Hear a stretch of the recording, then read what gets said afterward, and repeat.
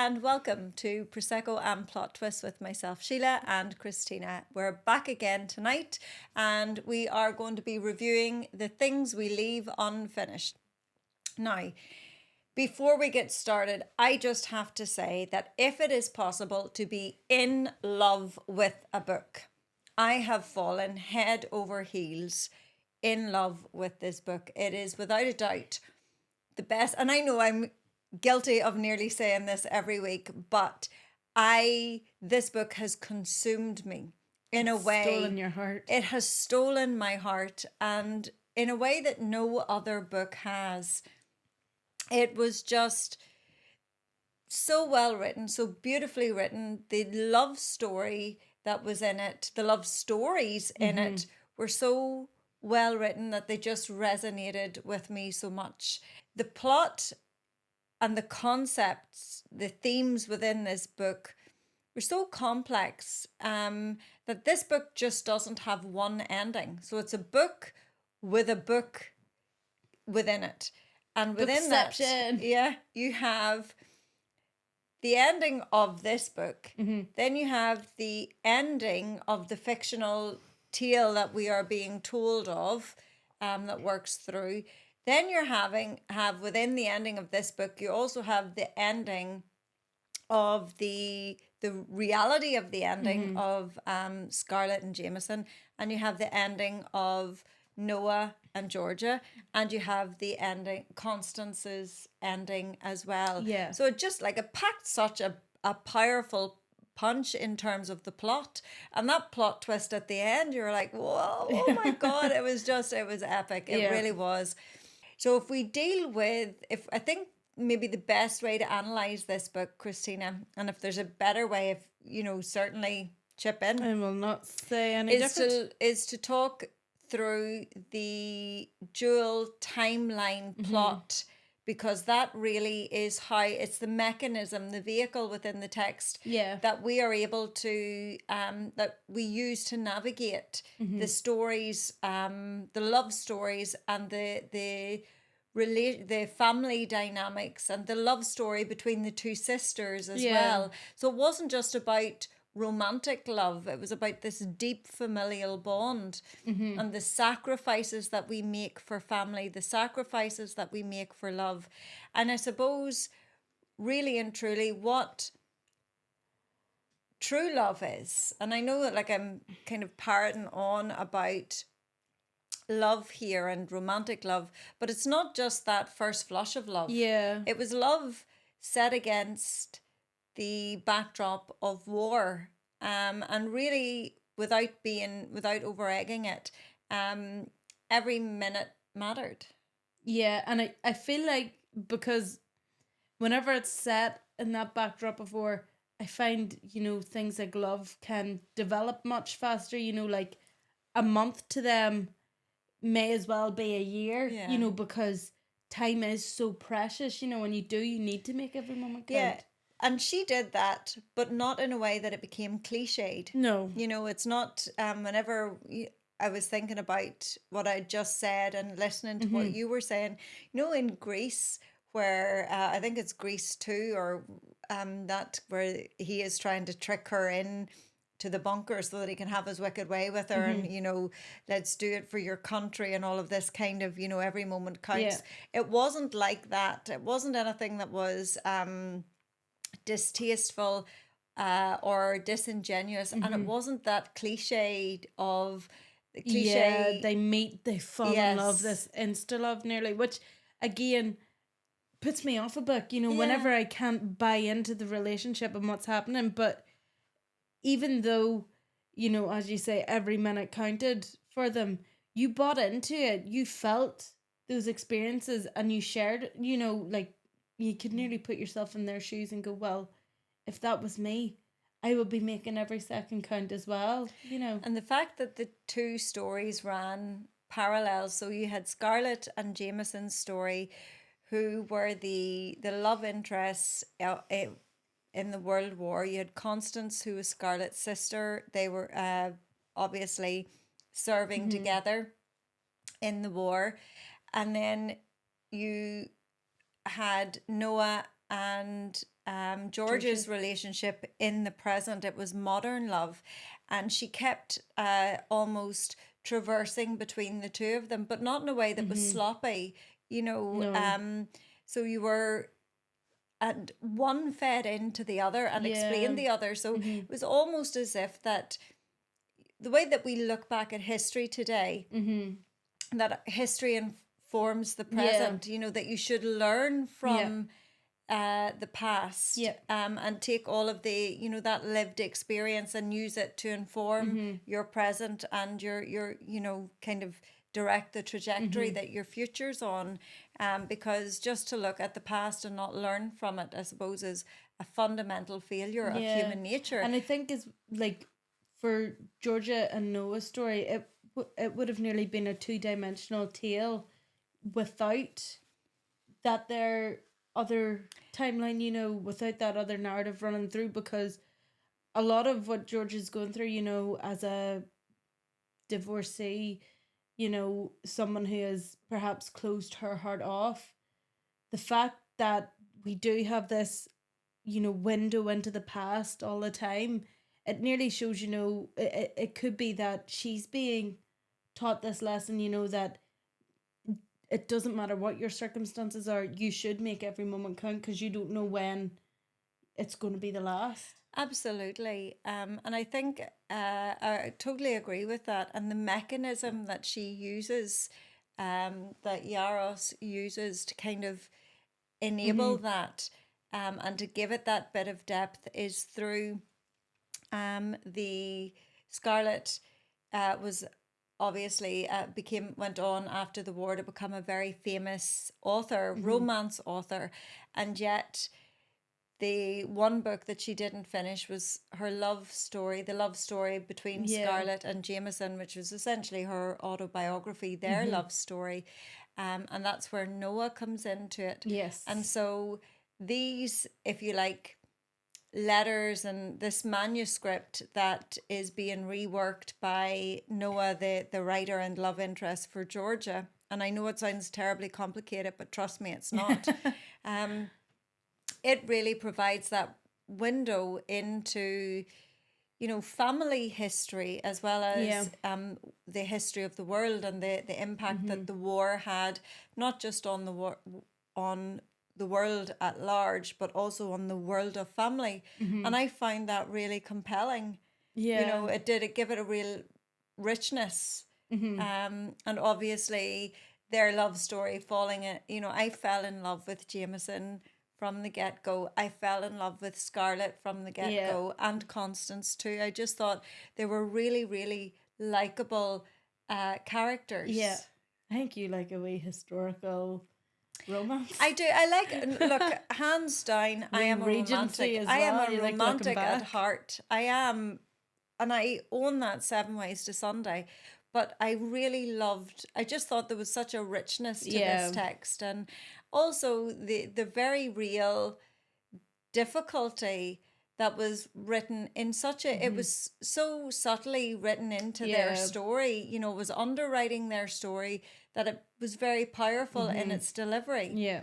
And it wasn't overly gory or gruesome, or she wasn't very heavy on, you know, it wasn't that there was an abundance of detail, but it was just so skillfully written into it. It definitely is. It's a page turner, you know, even, you know, like, obviously I'm a romantic as well, but I love familial bonds as well. And, you know, especially, you know, a young person, you know, like Georgia, looking at someone like her grandmother and learning from her grandmother. I love seeing that. And I also love the relationship between Scarlett and Constance as well, and the things Constance was willing to do for her family in order to... I suppose that's why it appealed to me so much. And, you know, again, I say this, and I don't mean it as a generalization, but I know that's how it's going to come across. But today there's such a focus on, you know, the first flush of love. Yeah. And that kind of, you know, which is lovely. It is. It's part and parcel of that journey. But as soon as that goes, much, there's so much, like that's nothing compared to, you know, a very deep, pure, selfless love. Yeah. And that came across in the familial bond of sisterhood between the two sisters, and also in the romantic love plots that were written into it. And I really do think that underpinning all that, really at the heart of all that, was the theme of identity within that, because historically within this text, Scarlett and Constance were English, Jameson was American, and he was over here at the time the novel was set. America hadn't, they weren't part of the war, so he had given, like, he could have been guilty of treason. Yeah. When she married him, she lost her citizenship. She was no longer considered English because she had married the American, and it was very difficult for them. And she had quite a tough time with her family in terms of, you know, her family's image because of who she was. She came from the aristocracy, and I thought it dealt with that, you know, the kind of ending of that era. And when I say the ending of that era, kind of the class system in that regard, because as part of the identity of the countries were changed forever as a result of that historical event. And she walked away from her identity as an English aristocrat. I think, do you know the way, this has literally popped into my head, do you know the way we were talking about, you know, the love that you have for your family and that strong familial bond? Do you think her breaking away was also referencing, you know, a love and self-worth that you should have for yourself to know this is right for me, this is wrong for me, that sort of thing? The way I think very much that your dignity shouldn't be sacrificed on the altar of duty, which was very much, and it was that as a female, she was duty bound to marry within the aristocracy to protect the lands and wealth of her family. Yeah. Even though the aristocrat that she was to marry was an abusive philanderer. He was a very bad man. I was going to say a bad word. I'm glad. I'm glad I got in there. We would have to beep that one out. But he was, you know, and I thought that was dealt with very honestly. But again, you know, she didn't shy away from it. And so that identity was in there. And I do think that, again, the female characters, the difficulty that they had in, and the strength that they had, you know, in, obviously they had chosen to become female officers within the war, but to walk away from that and to that's like you can't love anyone else unless you love yourself in a way that is not egotistical or narcissistic. Yes, which is something that I think has got lost in conversation today, because where you hear about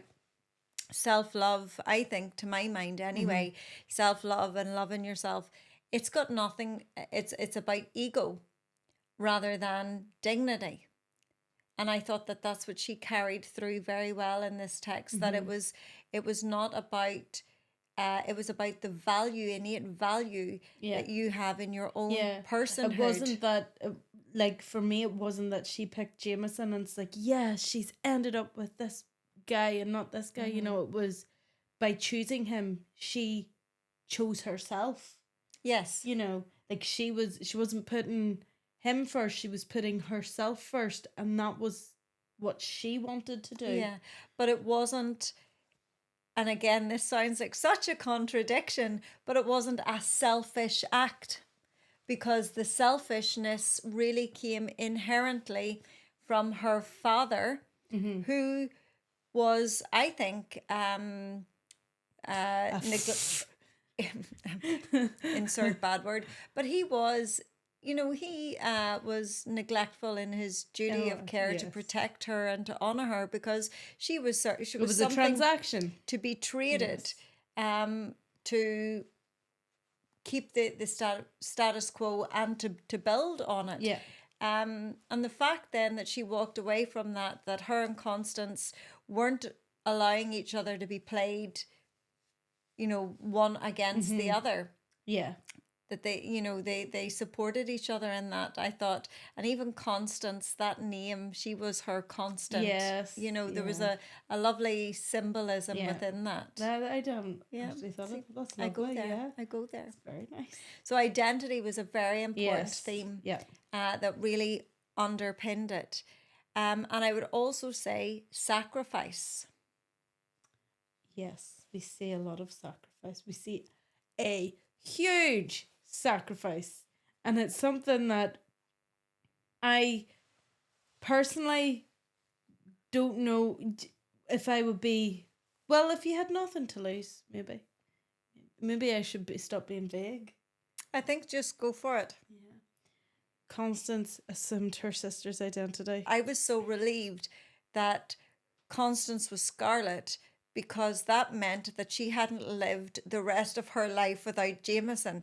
I was then even more relieved because Scarlett and Jameson actually died within hours of each other. So they didn't ever know the agony of finding out that the other one was dead. And then thirdly, that enabled me to realize that they were united together in the next world. So I was happy with that. I was able to make my peace with that. I was then she was happy. Waving up. She was like, hey, yes, guys. I was like, there you are. Oh, you're together. They ended up together in the fictional tale, the rewrite. Yes. They had their happy ever after there. And then at the end, where now this was I suppose, out of all of them, every time in a novel you do have to kind of suspend reality. Yes. I was like, let me suspend reality. I'm handing over robots control. Could have came in, please, aliens taking over the world. Anything could have happened. Been like, I would have yes, I am signing up. I am on this ship wherever it's going. And the only thing that I, would say, but I think she had the license to do that, was when Noah, when they had all discovered the secret, and he had gone off and found the location of where Jameson's Spitfire had gone down, and he found the wreckage of it. There was no body, but his wedding ring was in place, and he was able to retrieve the wedding ring from the bottom of the ocean or wherever it was. I was just like, that's a wee bit far-fetched, but I am so running with this. It totally happened. It's like that Britney Spears song, I know, where yes, the old lady went down to, at the old lady threw it in the ocean. Yeah, I went down and got it for you. I was just like, oh my God, be still my beating heart. And then the ring was taken and buried with Scarlett in England. And the cherry on the top of this was that Constance got out of, because, we forgot to say this. Oh, yes. She married Henry Wadsworth because she also lost the love of her life due to war. And in order to, because they were childhood sweethearts, she sacrificed herself to protect the land that they had grown up on, so that she could be close to it, by marrying Henry Wadsworth, who beat her and was very abusive to her. She did sacrifice. She did. A lot. But what a lovely kind of, to him. Yeah. Whenever, it was actually Scarlett who died, that he buried, thinking it was Constance. Meanwhile, Constance living on the other side of the Atlantic, on another continent, safe away from him, and eventually ends up happily married to Grandpa Brian. And I was just like, because I didn't know. I was all like, I don't know if I like the fact that she found another man. When you thought it was Scarlett? When I thought it was Scarlett. I was just like, yes, I know. Could you not also suspend your disbelief there, in that people do have to... Oh, no, I get that. But and I get that there was a long... one true love. You're not Yeah. you have to be miserable It was the just rest like, of your life. that's it. You get one chance at That's this. how I think about you and Daddy. If anything happened to either of you, the other one has no chance of moving on. I will not let it. But your daddy would have got out for good behaviour if he'd got rid of me a long time ago. He definitely would have. He, you know, he doesn't have all his sorrows to seek. I have no doubt about that. But I just thought, you know, that was like, I'm so invested in this relationship. However, did you notice as well the clues that were written in? Did you pick up on the clues that were written in to the plot? Because you're bound to have seen it coming. You're bound to have, Christina, especially as an English teacher. Like that was like a huge big X marks the spot. When I read for pleasure, I am not looking for clues. I am looking to be shocked. I knew Constance was important. I figured she was important. She kept being talked about. I was like, Constance must be. She's in the past. You didn't ever comment on the fact that there was a different voice. That it was like she had gone back and rewritten. That it was like two people had written the manuscript. You weren't like, okay, this is where my brain is going. You hadn't that worked out. No. I was like, why is it not finished? But then I was like, she died of old age. She's gone. It was too painful for her. No, I did see, like, even though I was all like, oh my God, it was like, thank you, God. But I was like, okay. No, see that their identity. You didn't get that. No, I didn't. And do you know whenever it comes to you and you're like, oh, I should have seen this coming. I do have those moments. I'm not completely dense where I'm like, this just threw me for a loop. But you hadn't worked. You hadn't. No, I had not worked it out. Okay. No. Kind of a wee bit disappointed in you. Do be disappointed. No, there are some books. However, not this book. They are few and far between. I see if it's like a text in the syllabus. I'm looking for the clues. I'm like, there's foreshadowing. There's foreshadowing. There's foreshadowing.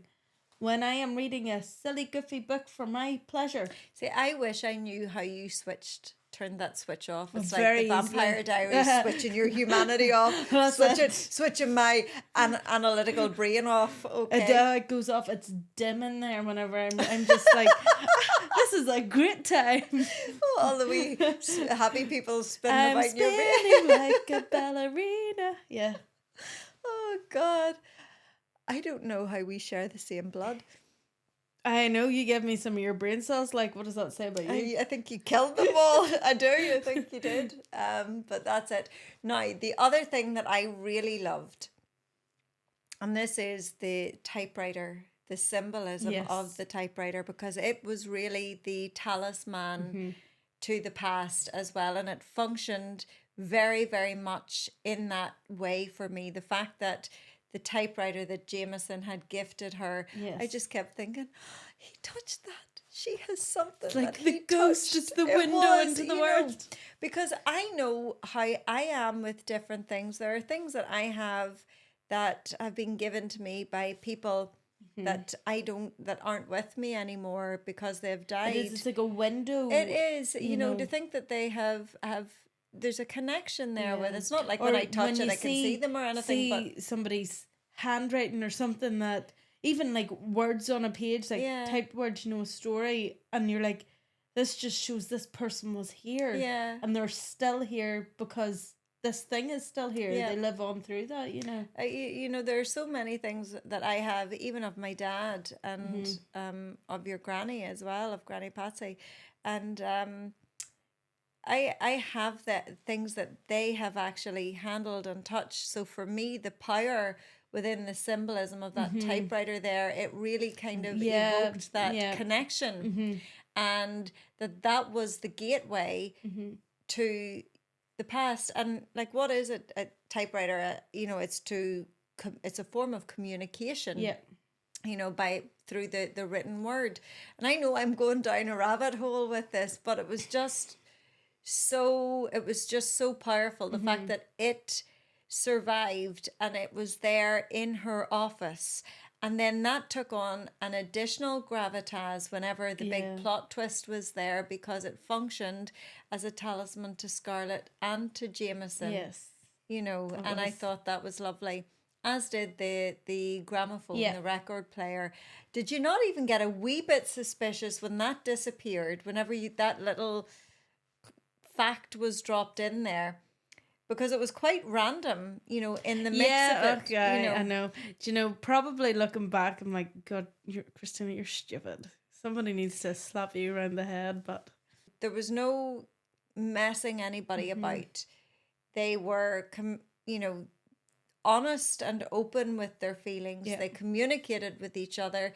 They didn't waste time thinking, oh, well, there might be some other prettier, better fish in the sea, or it wasn't a case of, well, I really want to focus on me at the moment. It was very, very against yourself. No, I'm not. But again, it wasn't the lack of narcissism and ego here. It was, again, coming back to that, what was important. Yeah. And you strip it all back.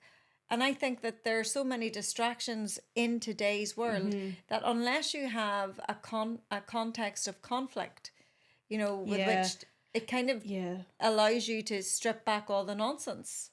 Yeah, I get that. And I love a wee love story with that's so tumultuous and filled with turmoil and angst. But there wasn't even angst in that. It was not there. Wasn't the angst of a particular character. It was your angst for them against the backdrop of the war, which is what I think elevated the romance between Noah and Georgia. Yeah. Otherwise, it would just have been theirs would have been two-dimensional. Yeah. Like, I feel like whenever you do have higher stakes, everything just becomes so much bigger, and that's what their love story was. And again, without Scarlett and Jameson's love story. No, and I'm not saying I didn't enjoy Noah and George's, because I did, yes. But that love story was necessary for their love story to grow. For it to be something that I bought into, really. And I do think it was very clever, and it's just picking up on what you're saying there. The fact that George's ex-husband, who was only ever mentioned, I don't think we ever met him. No, I don't think so. He was only ever mentioned, and he was, a very superficial, selfish, egotistical, social climber. He was only interested in self-promotion and... what could this person do for me? He was the complete antithesis to what we had seen, to what was being played out through this manuscript in terms of the love story between Jameson and Scarlett and Constance and her love interest up until he was taken away from her. So I found that contrast really interesting, especially in the fact that it was happening in a world where we have everything, where there is a surplus of food, there's a surplus of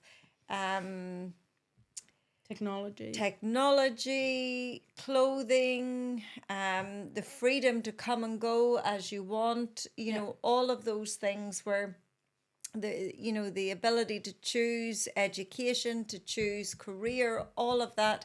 And yet you have this absolute, I was going to insert a bad word there as well, who is just, really repugnant. Yeah. And became even more repugnant against that backdrop.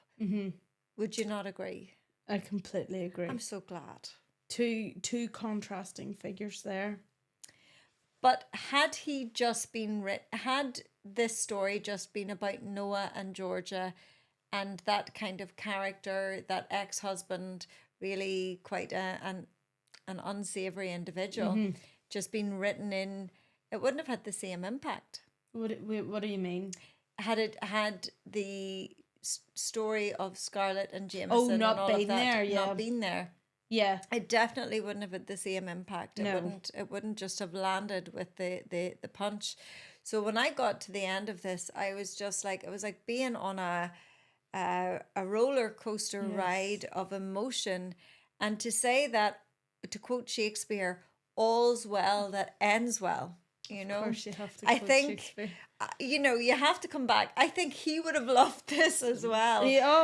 Clearly. And I'm sure there's a play of his that has some similarities or something. I just He's thought written that everything. it was just wonderful in that, and it dealt with really hard hitting things, and it had realism in it. Mm-hmm. Yes. But it didn't, which is why there was a bit where you did have to suspend your disbelief. I was but you like, were pure I'm chilled going, out and about if she hadn't have done that, I would have been like, please, get this sorted. Give me something unrealistic. Yes, I just know, but I just find that okay. That's just lovely. It was just like the cherry on top. It was, because if you think about the symbolism of a wedding ring and what that means, and the fact that it was taken back and, kind of put where it was meant to be. They had no body, it nearly but that sort of solidifies what you said about, you waving up at them in heaven and all, like it shows, I know it's till death do us part, but even death couldn't come between them and their love, like it was that strong. I said that this was not a cliche, but I'm going to go full on cliche because I am not a writer. I'm not skilled in the way that Rebecca Yarros was, but love did prevail. Love conquers all, folks. It did. It really and truly did. The fact that their child went on to marry, to have a child, the family legacy, that their wish to protect that child was honoured, that selflessness was there, and even Constance at the end. And I think we should finish off tonight just by addressing Constance in a little bit more detail. Yeah. Do you know what? I think she's my fave. Really? I feel like just everything she did, everything she went through, I don't think there was a selfish bone in her. I can't remember her acting selfishly in any way. Everything she did was for her sister, and it really cements that bond. It's admirable, that even like the way we said about Scarlett and Jameson, even death couldn't stop their love. It was the same for Constance and Scarlett. Like, for Constance, there was nothing that was going to prevent her from protecting her sister, even when her sister was gone. Long gone, And imagine, she knew Jameson, or she knew that her sister was dead. Mm-hmm. She was obviously in a very difficult situation in terms of her married life. Mm-hmm. She was in a brand new country. Yeah. And at that point, she hadn't even made the decision to they just assumed she was Scarlett. Just went, and then so she must have been in shock. She must have been acting on pure instinct, and that was driven by pure love. And that's why I think I keep coming back to this. I am in love with this book. I am. There is nothing about this book that see any plot holes or anything that you guys can find. I wish there wasn't a plot hole in it. The only, and this is not a criticism of Rebecca Yarros, it's more of a Sheila problem. And as I get older, the more Sheila problems I am finding. The only thing that I could critique, and it's more in terms of the publisher, was the size of the cursive writing. It was so small that I was struggling to read it at times. I could have, just been a little smidgen bigger. But again... Or simply italicized. No, it had to be cursive. No. It had to be cursive. Important. It had to be cursive. We have to be... Like, there's an authenticity here, Christina. We're travelling back in time, folks. Yes, we were. She did that so seamlessly. But if she could have made, the cursive just a wee bit bigger. Oh, I just thought of something funny, but you'll not get it. We'll just say it because I was thinking, like, have you ever heard of singing in cursive? You could read it in cursive, then you could be like, "Hello, Jameson." Did you know the way singers sing in cursive? They sing with that weird accent. It's called singing in cursive. I can't. I'll have to do it for you after because I'm not embarrassing myself. You now know what's going to happen. We're going to be singing in cursive after the show. Your mind goes to I know. Whenever you just kept saying cursive, I was like, oh, I'm going to burst. That's the only criticism, but I can't wait. Can't wait to wrap this up and get to the singing in cursive.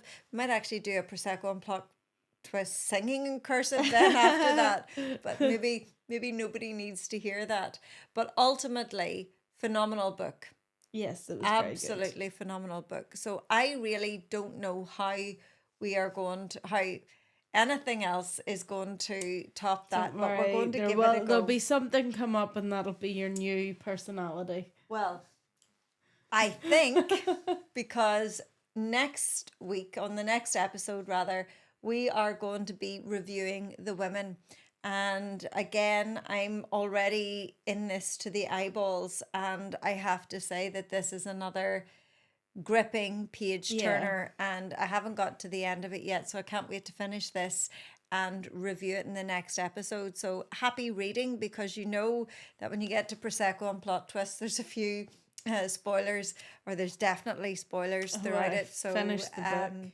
Hope you enjoyed tonight's show. Tune in to the next episode when we're reviewing The Women. So we are off to sing in cursive, and we'll let you know how we get on. So cheers, my dear.